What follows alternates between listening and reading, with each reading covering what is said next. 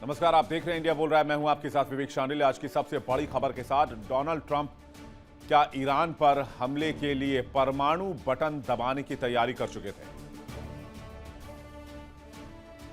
कहते हैं इंसान जब गुस्से में होता है तो अपना आपा खो देता है।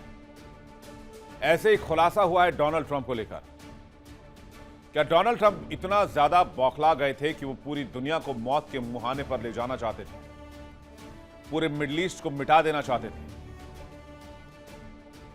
और यह बात कोई कयास के हिसाब से नहीं कही जा रही है। CIA के पूर्व अफसर लैरी जॉनसन ने एक ऐसा खुलासा किया जिसने पूरी दुनिया के होश उड़ा दिए। लैरी जॉनसन ने दावा किया कि ईरान से मिली चुनौती के बाद राष्ट्रपति ट्रंप इस कदर आग बबूला हो गए थे कि उन्होंने परमाणु बटन दबाने की ठान ली थी। व्हाइट हाउस में सिचुएशन रूम में माहौल इतना गर्म हो गया था, तनावपूर्ण हो गया था कि ट्रंप न्यूक्लियर कोड्स तक पहुंचने की कोशिश कर रहे थे। ऐसा लग रहा था कि वो हथेली पर जान लेकर पूरी दुनिया से टकराने की तैयारी कर चुके हैं। तभी जनरल डैन केन ने काफी मशक्कत करके उन्हें रोका। कहा जा रहा है कि दोनों के बीच ऐसी तू मैं हुई कि ट्रंप को सिचुएशन रूम से बाहर जाना पड़ा। लेकिन व्हाइट हाउस ने इस मुद्दे पर कोई भी रिएक्शन नहीं दिया है। व्हाइट हाउस ने चुप्पी साधी हुई है और ना ही अमेरिकी मीडिया खुलकर इस पर बात कर रहा है। लेकिन अगर लैरी की बात में दम है तो क्या दुनिया बाल बाल बची है? आज का सवाल यही है, क्या डोनाल्ड ट्रंप इस दुनिया में परमाणु बम का इस्तेमाल करने की तैयारी कर चुके हैं या फिर अमेरिका एक और परमाणु अटैक करने जा रहा है? इस खबर की तह तक चलेंगे, जानेंगे उस दिन सिचुएशन रूम में क्या हुआ था। दुनिया भर के मेहमानों के साथ इस पर चर्चा भी करेंगे।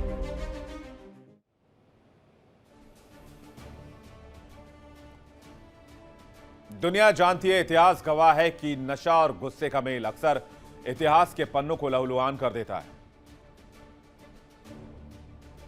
हिटलर से लेकर नेपोलियन तक कई ऐसे नाम भरे पड़े हैं। लेकिन क्या आज के दौर में ऐसे किसी इंसान की उम्मीद की जा सकती है जो दुनिया के एक हिस्से को मिटाने की बात कर ले या उसकी तैयारी कर ले? दुनिया के सबसे खतरनाक परमाणु कोड्स अमेरिका के पास है।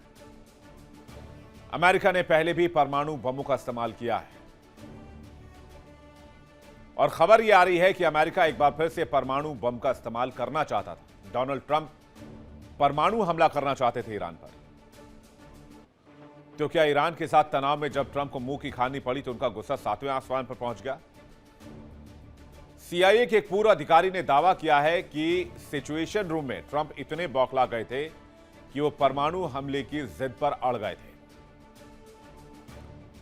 यह एक बहुत बड़ा खुलासा है, बहुत चौंकाने वाला और बहुत गंभीर खुलासा है। ईरान से जंग के बीच परमाणु युद्ध को लेकर क्या बातें सामने आई हैं, क्या दावा किया जा रहा है, यह समझते हैं। दावा यह है कि ईरान पर परमाणु हथियार का इस्तेमाल करना चाहते थे ट्रंप। इमरजेंसी मीटिंग में ट्रंप ने फैसला कर लिया था।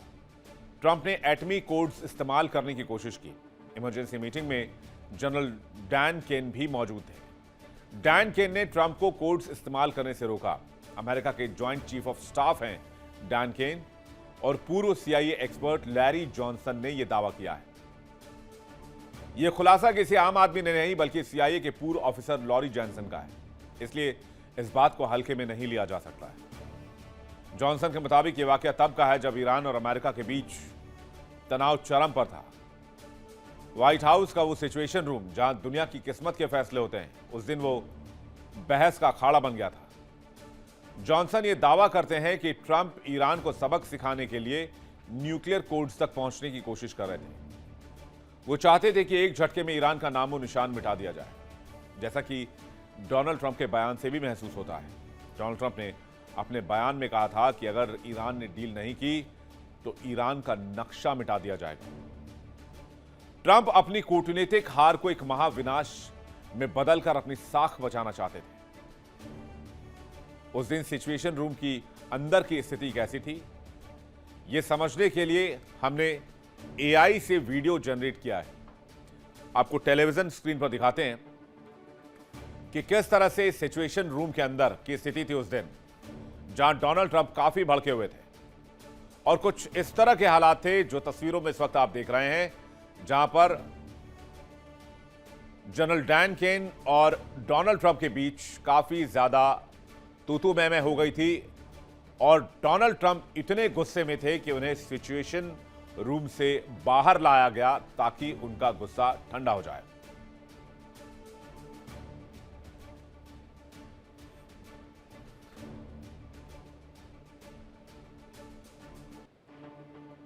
ईरान के ऊपर जोरदार हमले को लेकर यह बैठक चल रही थी।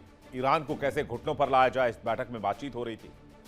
लेकिन इस बीच ट्रंप गुस्से में न्यूक्लियर कोड मांगने लगे। अधिकारियों ने उन्हें रोकने की कोशिश की, लेकिन वो किसी की बात मानने को तैयार नहीं थे। फिर उनके गुस्से को देखते हुए उन्हें फौरन सिचुएशन रूम से बाहर लाया गया। ये तस्वीरें बताती है जो एआई से जनरेट की गई हैं, सिचुएशन के आधार पर पानी सिर से ऊपर जा चुका है। जरा फर्ज कीजिए कि अगर उस दिन वहां कोई ट्रंप को रोकने वाला नहीं होता तो फिर क्या होता। ईरान ने जिस तरह से अमेरिकी ड्रोन गिराए हैं, जिस तरह से जवाबी कार्रवाई की है, जिस तरह से वो अमेरिका के सामने खड़ा रहा है, उससे सुपर पावर की साख को धक्का लगा है। अमेरिका की छवि को मिट्टी में मिला दिया गया है।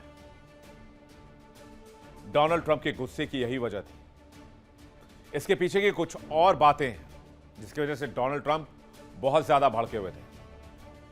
अमेरिका के 2 पायलट ईरान में क्रैश हो गए थे और 2 फाइटर जेट भी ईरान ने गिरा दिए थे। अब उन दोनों पायलट्स को वहां से निकालना था और ईरान को जवाब भी देना था। इसके अलावा मिडिल ईस्ट की हवा भी ईरान ने अकेले ही निकाल रखी थी। वो अमेरिका सहित 12 देशों पर अकेले भारी पड़ रहा था। ईरान पर दबाव बनाने के लिए डोनाल्ड ट्रंप के पास कोई विकल्प ही नहीं बचा था। ईरान पर ट्रंप किसी भी हालत में दबाव बनाना चाहते थे। ट्रंप ने इसलिए भी न्यूक्लियर कोड के बारे में जानकारी ली। ट्रंप हमेशा से कहते रहे हैं कि ईरान को अंजाम भुगतना होगा और ऐसा हमला करेंगे जो कभी आज तक इतिहास में नहीं देखा गया होगा। लेकिन कहते हैं जंग में कभी कभी पत्थर मारने वाले हाथ भी टूट जाते हैं। ईरान के मामले में जब ट्रंप को लगा कि उनकी रणनीति औंधे मुंह गिर गई है तो उनका गुस्सा परमाणु अटैक की शक्ल अख्तियार करने लगा। वो कहते हैं ना, सियासत की बिसात पर मोहरे तो बहुत थे मगर बाजी हारते ही वो वजीर को ही जलाने लगे। अगर लैरी जॉनसन की बात में 1% की भी सच्चाई है तो ये पूरी घटना इंसानियत के लिए खतरे की घंटी है। यह घटना याद दिलाती है कि गलत इंसान के हाथ में ताकत होना कितना खतरनाक हो सकता है। और आज दुनिया पूछ रही है क्या परमाणु हथियारों की कमान सिर्फ एक व्यक्ति के मूड पर डिपेंड करना चाहिए। सोचिए अगर परमाणु हमला ईरान पर हो गया होता, जिसकी संभावना बताई जा रही है, तो क्या होता। ईरान के बड़े शहरों पर हमले से पल भर में लाखों करोड़ों लोग मारे जाते। मिडिल ईस्ट में भयंकर तबाही होती। जीवित बचे लोग कैंसर और गंभीर बीमारियों के जद में आ जाते। ईरान के सहयोगी देश रूस चीन युद्ध के मैदान में उतरते। परमाणु अटैक के बाद 3rd वर्ल्ड वॉर की छिड़ने की संभावना हो जाती। पूरी दुनिया के शेयर बाजार धराशायी हो जाते। भयंकर वैश्विक मंदी के चपेट में विश्व आ जाता। यूएस के खिलाफ पूरे क्षेत्र में आतंकी गतिविधियों में भारी उछाल आ सकता था। परमाणु विस्फोट से उठी धूल और धुएं से पर्यावरण को गहरा नुकसान होता और ये नुकसान पूरे मिडिल ईस्ट को अपनी चपेट में ले लेता। रेडिएशन से पूरा मिडिल ईस्ट जहरीला हो जाता। जहरीली हवा, जहरीले पानी की वजह से पूरा मिडिल ईस्ट तड़प रहा होता। अमेरिका पर कड़े सैंक्शंस लग सकते थे। राष्ट्रपति ट्रंप को वॉर क्राइम का सामना करना पड़ सकता था। वो तो अभी भी करना पड़ेगा जैसे ही वो अपने राष्ट्रपति पद से हटेंगे। लॉरी जॉनसन जो बातें कह रहे हैं, पूर्व CIA अधिकारी, अगर ये बात सही है तो इंसानियत एक बहुत गंभीर खतरे की कगार पर है और इसे हमें पूरी दुनिया को मिलकर पहले ही रोकना होगा। बातचीत करने के लिए मेहमानों का एक पैनल हमारे साथ जुड़ रहा है। कर्नल दिनेश नैन हमारे साथ जुड़ रहे हैं, रक्षा विशेषज्ञ। लेफ्टिनेंट कर्नल JS सोढ़ी हमारे साथ जुड़ रहे हैं, रक्षा विशेषज्ञ। डॉक्टर धीरज कौल हमारे साथ थोड़ी देर में होंगे। डॉक्टर सज्जाद बुखारी हमारे साथ जुड़ रहे हैं, सीनियर जर्नलिस्ट पाकिस्तान से। आपका भी बहुत स्वागत है। दर्शकों, आपका भी बहुत स्वागत है। मैं पहला सवाल कर्नल दिनेश नैन से लेना चाहूंगा, उसके बाद बाकी मेहमानों की तरफ आ रहे हैं। लैरी जॉनसन के खुलासे में आपको कितना दम लगता है और क्या ऐसा मुमकिन है आज की तारीख में? डोनाल्ड ट्रंप पर क्या इतना यकीन किया जा सकता है कि वो ऐसा नहीं करेंगे, या फिर वो बहुत ज्यादा अनप्रेडिक्टेबल है? कर्नल दिनेश नैन। देखिए विवेक, अनप्रेडिक्टेबल तो ये इंसान है, इसमें कोई डाउट नहीं है कि मॉर्निंग में क्या बोलते हैं, शाम को क्या बोलते हैं और कब क्या बोल जाएं, इसका किसी को कोई भरोसा नहीं। और अगर लैरी जॉनसन की ये बात सही है कि सिचुएशन रूम के अंदर जब ये लोग उस ऑपरेशन के बारे में देख रहे थे, उनको मालूम चला कि इनका जो F-15 उड़ गया था और दोनों पायलट्स ने जो इजेक्ट किया था, उसके बाद जो इनका रिएक्शन था, ये एक बात तो जाहिर करता है कि अगर हम ये सोचें कि जिस मुकाम पे अभी अमेरिका पहुंचा हुआ है ईरान के साथ युद्ध में, यानी जहां आज ना सिर्फ डोनाल्ड ट्रंप की बल्कि ईरान की भी आन बान शान पे बात आ रखी हो, तो ये आदमी पीछे तो नहीं हटेगा। ये कुछ ना कुछ गड़बड़ियां, मतलब कुछ ना कुछ तो एक्शन ही करेगा और वो दिखाई भी दे रहा। देखिए ओमान की खाड़ी के अंदर और अरेबियन सी के अंदर यूएसएस जेराल्ड फोर्ड भी आ गया है, जो स्ट्राइक ग्रुप है, एयरक्राफ्ट कैरियर। उससे पहले अब्राहम लिंकन वहां लगा हुआ है पहले से। यूएसएस ट्रिपली और यूएसएस बॉक्सर वहां पहले से खड़े हैं। 17 के करीब और डिस्ट्रॉयर्स वहां पे लगे हुए हैं। और केप टाउन के अंदर से USS George W Bush move कर चुका है रेड सी के लिए। तो लाजिम सी बात है, कोई यहाँ चने भूनने के लिए तो ये लोग आ नहीं रहे। कुछ ना कुछ तो दिमाग में है।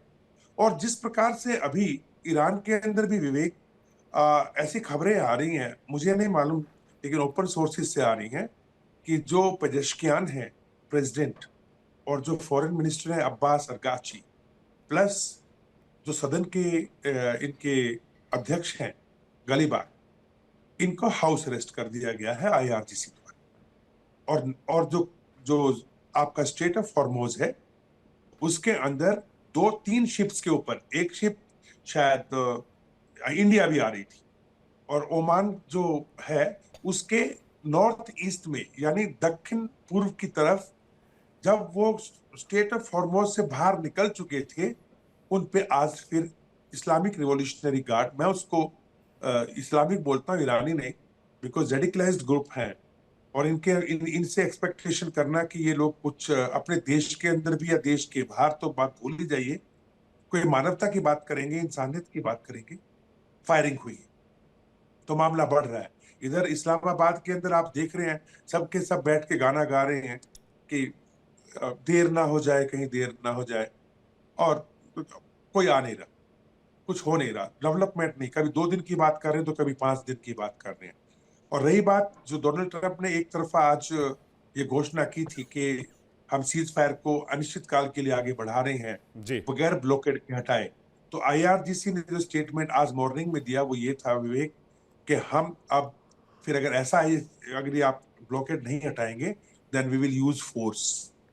यानी आईआरजीसी अब इतना ज्यादा उत्साहित हो चुका है। आईआरजीसी, अगर अगर ऐसा हो रहा है आईआरजीसी, सर मुझे बहुत डेस्परेट लग रहा है, क्योंकि मामला अभी तक अंडर कंट्रोल है ईरान के।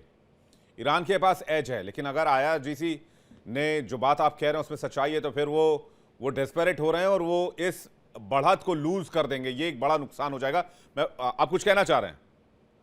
हाँ नहीं विवेक, बात असलियत में क्या है कि आईआरजीसी के कंट्रोल में ही है। किसी को नहीं पता ईरान के अंदर कहां से आदेश आ रही। और जो बात खुल के आ रही वो ये है कि इनके लारे जाने के मारे, देखिए जहां तक मुस्तफा का सवाल है, पहले कह रहे थे कि कोमा में है, कोम शहर के अंदर किसी हॉस्पिटल के अंदर टांग कट चुकी है, चेहरा बिगड़ चुका है, बोल नहीं सकते हैं, ऐसी हालत में तो वो तो आदेश देंगे नहीं। तो 4 लोगों के नाम आ रहे हैं। जो लारीजानी मारा गया था एनएस से, उसकी जगह ली थी जुल कद्र ने। तो एनएस से अभी के जुल कद्र साहब है वो। दूसरे जो आईआरजीसी के कमांडर है, उनके हाथ में चली गई है पूरी पावर, वो है वाहिदी। ये वही वाहिदी हैं विवेक, जिन्होंने पजेश्कियान को के साथ में बदतमीजी की थी, जब पजेश्कियान ने ये कहा उनसे कि भाई अरब कंट्रीज पे मत मारो, अगर सारे मिलके हम पे चढ़ गए तो 40 साल पीछे तक करीबी फैल जाएगी यहाँ पे, और आप हमारी एडमिनिस्ट्रेटिव और एग्जीक्यूटिव पावर हमारे हाथ में दे दो। तो उसको शटअप कॉल किया गया था। उसी के ऊपर पजेश्कियान ने स्टेटमेंट दिया था कि मुझे लगता है जैसे मैं अपने खुद के देश के अंदर बंधक बन गया हूं। और तीसरा आदमी मैं आपको बताऊं इसके अंदर है आपका जो सेना है, ईरान की सेना। अब मैं आईआरजीसी से अलग कर लीजिए चीज को, ईरान की सेना के ऊपर भी आईआरजीसी का एक जनरल बैठाया हुआ है, नाम है खातमी खातमी साहब इसके साथ में। और चौथा है ईरान रिवॉल्यूशनरी गार्ड कुड्स, जिसके की सुलेमानी हुआ करते थे इंचार्ज, उसके बाद में इस्माइल कानी के पास में है, जो पूरे ये बाहर के प्रॉक्सीज में या इस्लामिक टेरर को फैलाने में काम करते हैं। इन 4 लोगों के हाथ में कमांड है। अब इनके पीछे क्या ये है ना फिर। हसन भी है, जो कि पोता नहीं, पोता था जहां तक उसका, मुझे अली जहां तक खमनई का। मुझे जानकारी मिली है वाया ईरान, वहां पर एक मिलिट्री काउंसिल बनाई गई है